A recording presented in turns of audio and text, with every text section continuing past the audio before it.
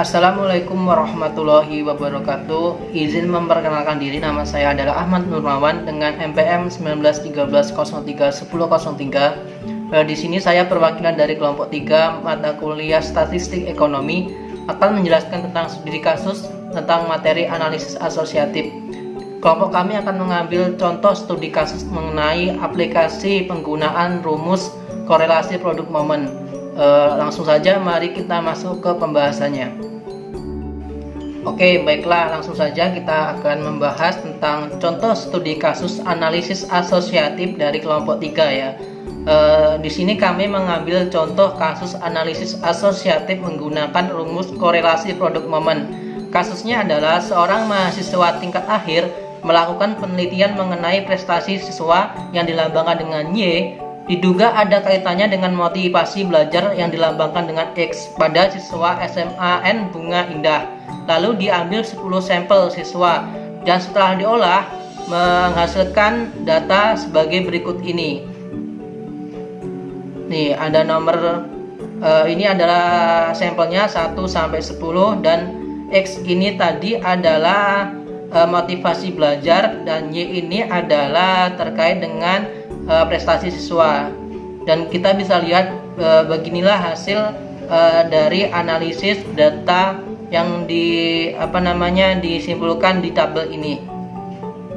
Kemudian peneliti ini atau mahasiswa tingkat akhir ini mengemukakan dua hipotesis. Yang pertama yaitu H0, di mana tidak ada hubungan antara motivasi belajar dengan prestasi siswa SMA Bunga Indah. Kemudian ada hipotesis 1 yaitu ada hubungan motivasi belajar dengan prestasi siswa SMAN Bunga Indah. Nah, pertanyaannya adalah ujilah hipotesis tersebut di atas dengan ketentuan alfa yaitu 0,05. Langsung saja kita jawab. Nah, langkah pertama yang harus kita lakukan adalah membuat tabel penolong untuk mencari korelasi produk momen. Bisa kita lihat itu ada tabel X, tabel Y, ada tabel XY, ada tabel X kuadrat dan Y kuadrat. Nah, setelah dihitung nanti akan ketemu dari tabel di atas itu diperoleh sigma atau jumlah sebagai berikut. Nah, ada sigma X itu sebesar 776, sigma XY yaitu sebesar 60.714, sigma Y kuadrat yaitu sebesar 60.859, kemudian sigma Y yaitu 775, dan yang terakhir adalah sigma X kuadrat yaitu 60.854. Baik, selanjutnya setelah kita memperoleh dari sigma yang kita telah hitung di atas, kemudian hasil tersebut kita masukkan ke dalam rumus korelasi produk momen, di mana rumusnya menggunakan rumus dengan skor mentah dilambangkan dengan RXY sama dengan N kali sigma XY dikurang sigma X dikali sigma Y per akar dari N kali sigma X kuadrat dikurang sigma X dikuadratkan dikali akar dari N dikali sigma Y kuadrat dikurang sigma Y dikuadratkan. Setelah kita masukkan angka di atas ke dalam rumus tersebut, maka akan diperoleh R sama dengan 0,806. Nah, kesimpulannya bahwa koefisien korelasi sebesar 0,806 termasuk tingkat hubungan yang sangat tinggi dan hasilnya positif. Berarti makin tinggi motivasi belajar siswa, maka makin baik prestasinya. Selanjutnya, untuk menguji tingkat signifikasinya bisa menggunakan rumus statistik T yang menggunakan formula sama dengan T sama dengan R dikali akar N-2 per 1 min R kuadrat.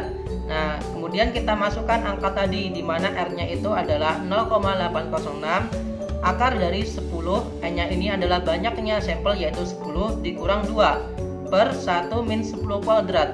Nah, setelah kita hitung nanti akan ketemu hasilnya yaitu 3,852. Nah, selanjutnya yang terakhir adalah membandingkan T hitung dengan T tabel. Nah, T tabel ini dapat diperoleh dengan memasukkan rumus DK yaitu sebesar 10 dan alfanya sebesar 0,05. Kemudian kita cari di rumus tabel distribusi T.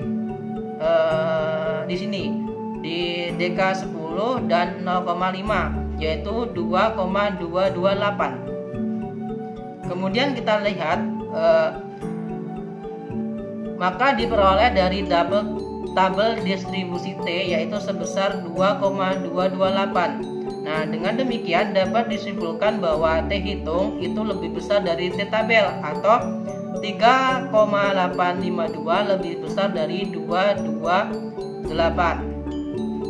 Nah, maka berdasarkan kriteria hasil analisis menggunakan korelasi produk momen dapat disimpulkan bahwa H0 ditolak dan H1 diterima. Berarti ada hubungan yang signifikan antara motivasi belajar dengan prestasi siswa SMA Bunga Indah. Demikian yang dapat saya sampaikan, semoga bermanfaat. Saya akhiri, wassalamualaikum warahmatullahi wabarakatuh dan terima kasih.